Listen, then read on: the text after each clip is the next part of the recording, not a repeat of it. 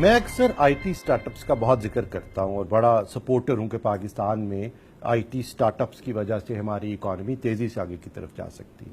تو اکثر مجھ سے لوگ پوچھتے ہیں کہ آئی ٹی سٹارٹ اپس میں اور باقی بزنسز میں کیا فرق ہے۔ سو لیٹس اسیوم کہ آپ کی اگر کوئی ٹیکسٹائل فیکٹری ہے، کوئی اسپننگ مل ہے اور اس میں آپ اپنے ریونیوز، اپنے پروفٹس کو بڑھانا چاہتے ہیں تو آپ اس میں زیادہ اسپنڈلز ایڈ کرنے شروع کر دیں گے۔ اب جتنے اسپنڈلز لگاتے چلے جائیں گے اتنا منافع، اتنا ریونیو آپ کا بڑھتا چلا جائے گا۔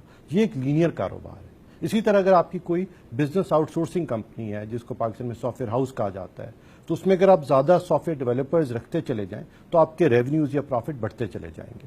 لیکن جو آئی ٹی سٹارٹ اپس ہیں وہ بالکل مختلف کاروبار ہے۔ I T start ups ideas پہ بیسڈ ہوتے ہیں، نئے انوویٹو آئیڈیاز پہ، اور یا تو وہ ایک نیا یوزر بیہیویئر کریٹ کرتے ہیں یا ایک بہت بڑا ایگزسٹنگ پرابلم سالو کرتے ہیں۔ اور I T start ups linear کاروبار نہیں، I T start up scalable exponential کاروبار ہوتے ہیں۔ اس کا مطلب یہ ہے کہ اگر آپ نے کوئی ایک نئے آئی ٹی یا کسی انوویٹو پروڈکٹ پہ کام شروع کیا ہے تو وہ بہت تیزی سے گرو کرے گا۔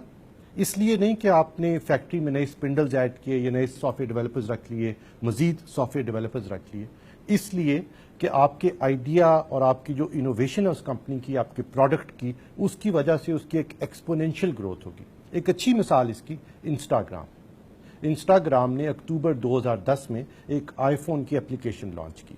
یہ آئی فون کی اپلیکیشن دیکھنے میں تو بہت سمپل تھی، لیکن اس سے لوگ اپنے موبائل فون سے تصاویر اتار سکتے تھے اور اس کے اوپر فلٹرز اپلائی کر سکتے تھے۔ تو انہوں نے پہلی دفعہ ایک فلٹرز کا کانسیپٹ دیا جس سے عام موبائل فون کے کیمرے سے لی گئی تصویر بھی دکھنے میں اچھی لگنی شروع ہو جاتی ہے، اور پھر لوگ اس کو سوشل میڈیا پہ شیئر کرنا شروع ہو گئے۔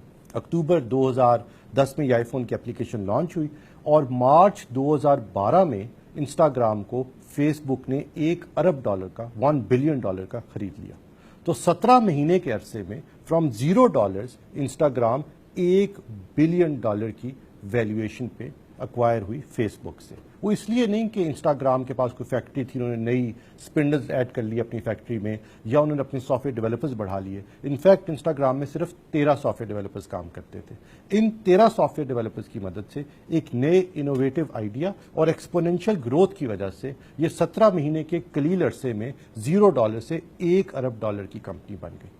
سوچئے اگر پاکستان کے نوجوان جن کے پاس بہت اچھے آئیڈیاز ہیں، بہت ٹیلنٹ ہے، تعلیم ہے، ہنر ہے، حوصلہ ہے، اگر وہ اپنی ساری توجہ ان نئے آئیڈیاز کو چینلائز کر کے آئی ٹی سٹارٹس میں کنورٹ کر دیں تو کتنے ارب ڈالر پاکستان کی اکانومی میں کتنے قلیل عرصے میں ایڈ ہو سکتے ہیں، اور پاکستان کی اکانومی کو سب سے تیزی سے آگے لے کے جانے میں اس کا کتنا بڑا ہاتھ ہو سکتے ہیں۔ اور مجھے امید ہے کہ انشاءاللہ پاکستان سے بھی اس طرح کی $1 بلین بہت ساری سٹارٹ اپس آئیں گی۔